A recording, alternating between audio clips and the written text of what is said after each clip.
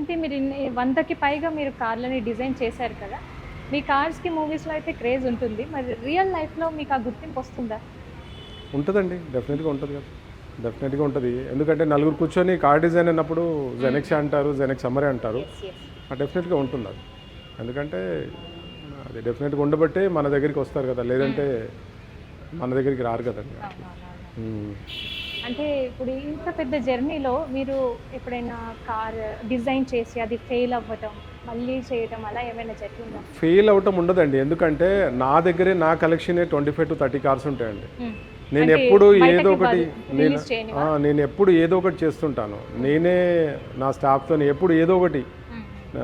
నా ఓన్ ఆర్&డి చేస్తుంటాను. హ్మ్. హ్మ్. దానివల్ల నాకు కొంచెం ఎక్స్‌పీరియన్స్ కానీ, అనుభవం వస్తుంది. చాలా నా ఆర్&డి మీద చాలా ఇన్వెస్ట్ చేస్తాను నేను. ఓకే. ఎప్పుడూ ఏదో ఒకటి చేస్తూనే ఉంటాను. అట్లా. దానివల్ల ఫెయిల్ అవ్వటం అనేది 99% లేదండి. అట్లా. మరి కార్ డిజైనింగ్ కానివ్వండి, కలరింగ్ గాని కంప్లీట్ వర్క్ ఎక్కడ జరుగుతుంది? మై డిఫరెంట్ స్టోర్స్ ఉన్నాయి కదా, మాదాపూర్లో 6 స్టోర్స్ ఉన్నాయి. 6 స్టోర్లు 6 స్టోర్లలో డిఫరెంట్ వర్క్స్ చేస్తాము. మొత్తం అన్నీ మా స్టోర్సే తిరుగుతుంటుంది. అది మనం బయట చేసేది కానీ బయట నుంచి తెచ్చేది కానీ ఏముండదు.